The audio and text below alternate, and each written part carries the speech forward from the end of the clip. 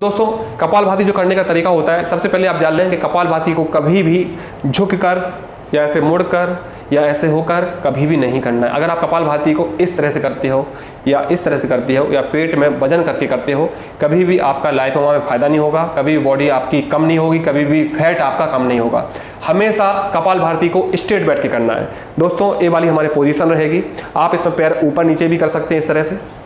अगर जिन भी व्यक्तियों को इजी लगता है तो इस तरह का करेंगे। इस वाली पोजीशन में हम अपने आप को स्ट्रेट अच्छी तरह से रख पाते हैं। और दोस्तों अगर जो इस तरह का नहीं कर सकते, जिन लोगों के पैर में दर्द होता है, आदत नहीं है, तो वो सीधा भी करके कर सकते हैं। तो दोस्तों सबसे पहले आपको इस तरह से बैठना है और आपको अपनी आंखों को बंद करना है। आंखों को बंद करने का कारण है दोस्तों कि हम अपना कंसेंट्रेशन जो है अपनी सांसों पर करेंगे। सांसों पर कंसेंट्रेट करने से हमारा बिल्कुल जो कपालभाति करने का तरीका है वो बिल्कुल सही माना गया है। आंख बंद करके हमको अपनी जो ब्रीथ है, हमारी जो सांसें हैं, उन पे कंसेंट्रेट करना है और कंसेंट्रेट करके ही हमको समझ में आता है कि हमारा कपालभाति ठीक तरह से हो रहा है कि नहीं हो रहा है। तो दोस्तों जानते हैं कि कपालभाति कैसे करना है। सबसे पहले दोस्तों आपको आंख बंद करना है। इसके बाद दोस्तों सांस अंदर लेना अच्छी तरह से, फिर सांस को छोड़ना है। एकदम से दोस्तों शुरू नहीं करना है, पहले सांस लेना है फिर छोड़ना है।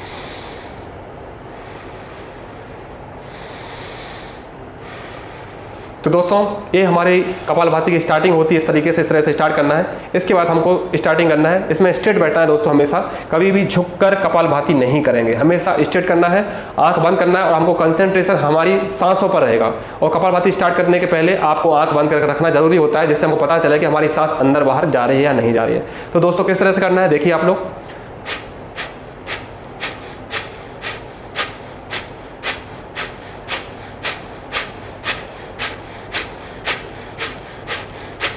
तो दोस्तों इस तरह से हमको करना है। बहुत से लोगों को मैं बताया कि आपको आधा से 1 घंटे कपालभाति करना है, लेकिन दोस्तों कपालभाति करने के लिए हमको रेगुलर कभी भी कपालभाति नहीं की जाती। अगर आपने रेगुलर कपालभाति किया तो आपके फेफड़ों में, लंग्स में जो ऑक्सीजन भरा हुआ है वो खत्म हो जाएगा। फिर आपको 2 से 4 घंटे तक ऐसा लगेगा कि अंदर ऑक्सीजन की कमी हो गई, तो आप जोर जोर से सांस ही लेते रहोगे, आपको ऐसा फील होगा। तो लगातार कभी नहीं करना है।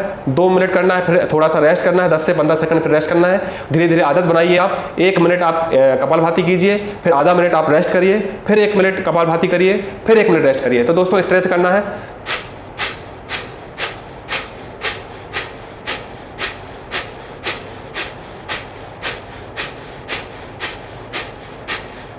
दोस्तों इसमें सांस छोड़ना ही नहीं है, सांस आपको लेना भी है। सांस छोड़ना तेजी से है, लेना आराम से है, क्योंकि दोस्तों वायु दोष को हटाने के लिए हमें अपनी बॉडी की वायु निकालनी है। सांस लेना है दोस्तों, लेकिन स्पीडली नहीं लेना है, आराम से लेना है। सांस तेजी से छोड़ना है और सांस स्पीड की जगह पे धीरे से लेना है। आप ध्यान रखिए मैं किस तरह से कर रहा हूँ, थोड़ा सा ध्यान से देखिए दोस्तों, आपको समझ में आएगा।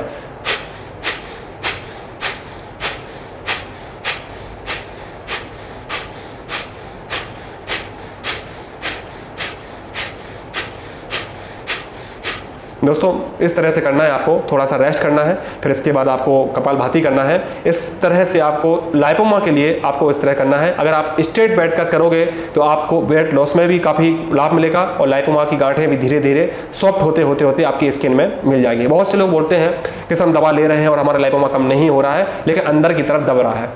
तो दोस्तों लाइपोमा ठीक होने का तरीका यही होता है। कभी भी गांठ कम नहीं होती है, गांठ अंदर की तरफ जाती है, साइज उसकी कभी कम नहीं होती है, अंदर तरफ जाकर वह स्किन में मिल जाती है। दोस्तों एक बात और बता दूं, ऊपर से अंदर तक तो बड़ा जल्दी चली जाती है, 6 महीने 8 महीने में चली जाती है, लेकिन अंदर जाने के बाद वो स्किन को मिलने में उसमें टाइम लगता है। इसलिए मैं लोगों को बोलता हूं कि 1 साल भी लग सकती है, 2 साल भी लग सकती है। मेहनत अच्छी तरह से करें। मेहनत करने में दोस्तों बहुत से लोग 6 महीने 8 महीने बहुत अच्छी तरह से फॉलो करते हैं, इसके बाद अपनी डाइट बढ़ा देते हैं और उनकी वायु दोष फिर वहीं के वहीं आ जाता है। फिर उनका लाइपोमा जितना कम हुआ है वहीं पर रुक जाता है, फिर बोलते हैं रुक गया है, इसके आगे ठीक नहीं हो रहा है। तो दोस्तों अपनी डाइजेशन में जब आप 6 महीने 8 महीने अच्छे से मेहनत कर लिए हो तो लंबे समय तक थोड़ा सा और रुक जाइए। अगर आपका लाइपोमा बनने में इतना टाइम लगा है कि 4 साल 5 साल में लाइपोमा बना है तो ठीक होने में भी थोड़ा दोस्तों टाइम लगेगा। जल्दी जानते हैं कि किस तरह का योगा और करना है। तो दोस्तों कपालभाति के बाद आपको इसमें एक जो सुदर्शन क्रिया होती है, यही कपालभाति का रूप है, लेकिन इसमें जो वायु है वो तेजी से निकाली जाती है। इस योगा को भी आपको थोड़ा सा साथ में करना है। इसको करने की प्रोसेस जो है, पहले आपको जोर से सांस लेना है अंदर, फिर एकदम से जोर जोर से सांस छोड़ना है। तो दोस्तों मैं करके आपको दिखाता हूँ एक बार।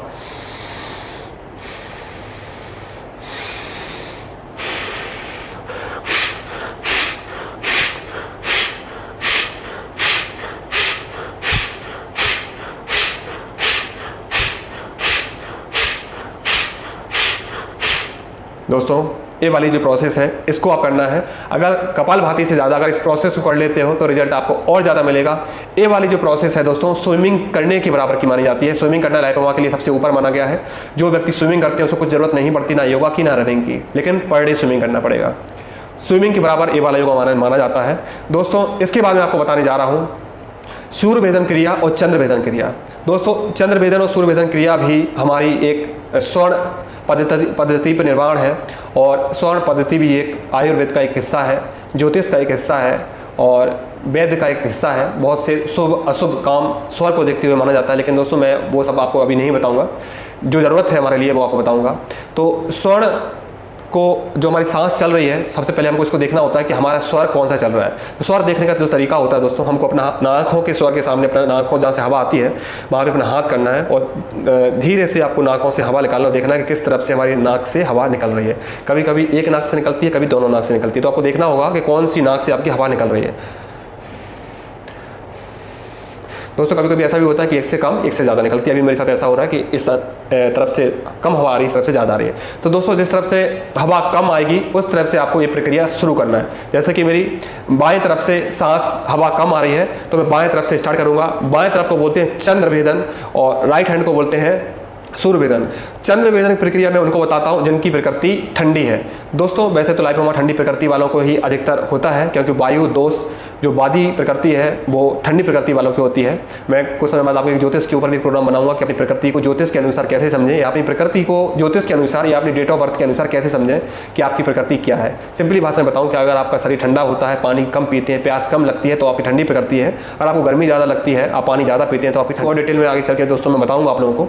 दोस्तों आप इस प्रक्रिया में आपको सूर्य भेदन और चंद्र भेदन प्रक्रिया में क्या करना है। जैसे मेरी नाक इस तरफ से कम चल रही है तो मैं इस तरफ से स्टार्ट करूँगा। तो दोस्तों स्टार्ट करने का जो तरीका होता है, इस तरफ से हम सांस लेंगे, थोड़ा सा माइंड में होल्ड करेंगे, फिर इस नाक से छोड़ देंगे। सबसे पहले हमको करना है चंद्र भेदन प्रक्रिया। दोस्तों इस तरफ से पहले हमको हवा लेना है, इस तरह से करेंगे।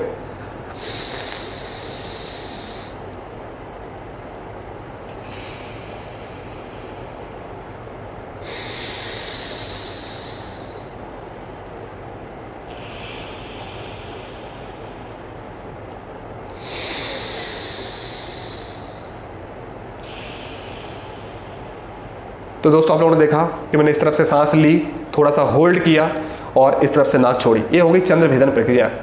दोस्तों जिन लोगों की ठंडी प्रकृति है तो इस तरफ से करना है, जिन लोगों की गर्म प्रकृति है तो इस तरफ से करना है। या पहले हमको अपना वायु देखना है कि किस तरफ की स्वर हमारा चल रहा है, जिस तरफ का बंद होगा उस तरफ से आपको स्टार्ट करना है। दोस्तों इसी को प्राण वायु बोलते हैं। हमारी जो अंदर की प्राण वायु है इसको ठीक करने की प्रोसेस, आयु को जो बढ़ाने वाली प्रोसेस होती है, जो योग होते हैं, जो कुंडली जागरण होता है वो इसी पर आधारित होता है। जिस वायु को हम लेते हैं उसको प्राण वायु बोलते हैं और जिसको हम छोड़ते हैं उसे अप्राण वायु बोलते हैं। दोस्तों जब आयु आपने सुना होगा, पुराने ऋषि मुनि काफ़ी सालों जीते थे, वो इसी प्राण वायु को नियंत्रण करके अपनी आयु को बढ़ाया करते थे। तो दोस्तों ये बहुत लंबा टॉपिक है। दोस्तों इसके बाद मैं आपको बता रहा हूँ कि आपको सूर्य भेदन प्रक्रिया कैसे करनी है। जिन लोगों की प्रकृति गर्म है, जिन लोगों की प्रकृति गर्म होने के कारण से उन लोगों को हाई ब्लड प्रेशर रहता है, या जिन लोगों की बॉडी में गर्मी रहती है, उनको सूर्य भेदन प्रक्रिया करना है। इसके साथ दोस्तों कैसे करना है, आपको यहाँ से नाक में से सांस लेना है राइट हैंड साइड से और इस तरह से छोड़ना है। तो पहले उसको थोड़ा सा होल्ड करना है। मैं कैसे करते हैं बताता हूँ आपको।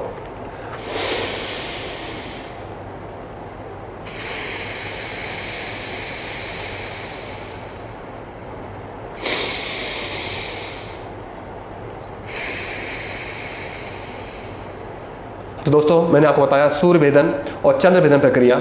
इस योग से भी, इस प्राणायाम से भी, कपालभाति के साथ करने से बहुत लाइपोमा में लाभ होता है। हमारा वायु दोष पूर्ण रूप से ठीक होता है और जब वायु दोष ठीक होने लगता है तो हमारा लाइपोमा बढ़ना रुक जाता है, ठीक होना शुरू हो जाता है। दोस्तों इसके बाद दोस्तों मैं आप लोगों को बता रहा हूँ अलोम विलोम। अलोम विलोम इसका ही एक दूसरा पार्ट है। अलोम विलोम में दोस्तों इस तरफ से नाक में सांस लेना है और इस तरफ से छोड़ना है, फिर इस तरफ से लेना है, फिर इस तरफ से छोड़ना है, इसी से लेना है, इसी से छोड़ना है, इसी से लेना है, इसी से छोड़ना है। पहले मैं आपको करके दिखाता हूं दोस्तों कैसे करना है।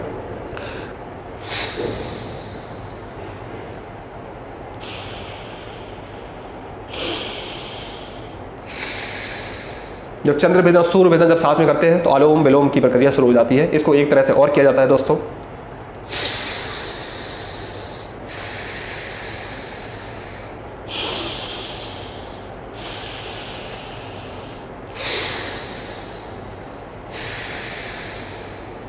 मतलब एक ही तरफ से सांस लेना है, एक ही तरफ से छोड़ना है, दूसरी तरफ से सांस लेना है, दूसरी तरफ छोड़ना है। इसको अनुलोम विलोम क्रिया बोलते हैं। इसको भी करने से हमारा वायु दोष पूर्ण रूप से ठीक होता है, मेंटलिटी स्ट्रेस दूर होता है, शुगर बीपी में बहुत लाभ होता है, फैट लॉस में बहुत लाभ होता है, और हमारा लाइपोमा में धीरे धीरे असर होना शुरू हो जाता है। जो भी हम मेडिसिन ले रहे हैं उसमें हमको लाभ होना शुरू हो जाता है इसकी सपोर्ट से। दोस्तों इसके साथ मैं वायु दोष को दूर करने वाले कुछ योग आपको और बता रहा हूँ जिससे और जल्दी लाभ मिलता है। तो दोस्तों मैंने आपको बताया कि कपालभाति और सूर्य वेदन और चंद्र वेदन और अनुलोम विलोम किस तरह से करना है। इसके साथ साथ मैं कुछ योगा आपको और बता रहा हूँ जिससे वायु दोष बहुत तेजी से ठीक होता है। और कपालभाति के साथ करने से अगर इस तरह के व्यायाम और किया जाए, इस तरह के योगा और किया जाए तो वायु दोष हमारा जल्दी से जल्दी ठीक हो जाता है और लाइपोमा रोकने की संभावना जल्दी से जल्दी बन जाती है। तो दोस्तों आपको देखना है कि किस तरह से मैं कर रहा हूँ और आपको भी इस तरह से टाइम निकाल कर इन चीजों को भी करना है। तो दोस्तों आप देखिए कि मैं किस तरह से आपको करके दिखाता हूँ। तो दोस्तों सबसे पहले आपको दोस्तों इस तरह से लेट जाना है और लेट के दोस्तों इसको करना होगा। तो दोस्तों सबसे पहले आपको सीधा लेटना है और ऐसे हाथ रख के अपने दोनों पैरों को ऊपर उठाना है। ये देखिए दोस्तों, पहले आपको इस तरह करना है, 5 से 10 मिनट इसको होल्ड करना है और 5 से 10 मिनट के बाद आपके दोनों हाथों को भी सामने उठाना है। इस तरह से दोस्तों आपको उठाना है और इस तरह होल्ड करके, और चाहे तो थोड़ा सा जितना आगे आप होल्ड करोगे उतना अच्छा आपको फायदा मिलेगा। जिन लोगों को गैस की प्रॉब्लम होती है, कॉन्स्टिपेशन की प्रॉब्लम होती है, वो प्रॉब्लम बिल्कुल ठीक हो जाती है इस वाले योग से। दोस्तों एक बार फिर से देखेंगे। तो दोस्तों ये आपको करके दिखाया है, ये वाला आपको व्यायाम करना है। इसके बाद दोस्तों आपको हल प्राणायाम बता रहा हूं। हल प्राणायाम को दोनों पैर को ऊपर उठा के करते हैं दोस्तों।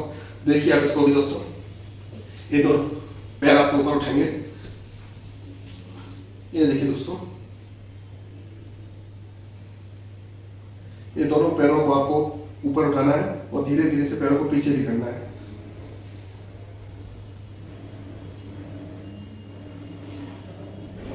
इसको बोलते हैं हल प्राणायाम।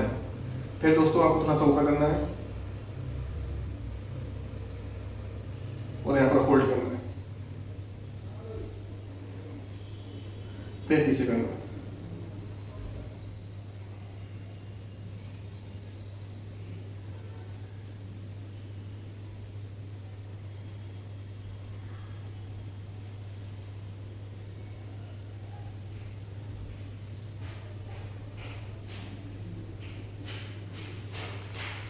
तो दोस्तों मैंने आपको बताया हल प्राणायाम।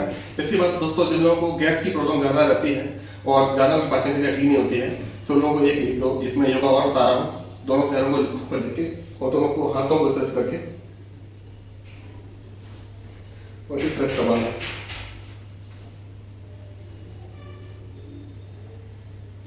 इस तरह से करना है दोस्तों। इसके बाद दोस्तों लास्ट में एक योगा और बता रहा हूँ आपको। ये दोनों हाथ करके इस तरह करना है और दोनों पैर आपको फिर इस तरह करना है।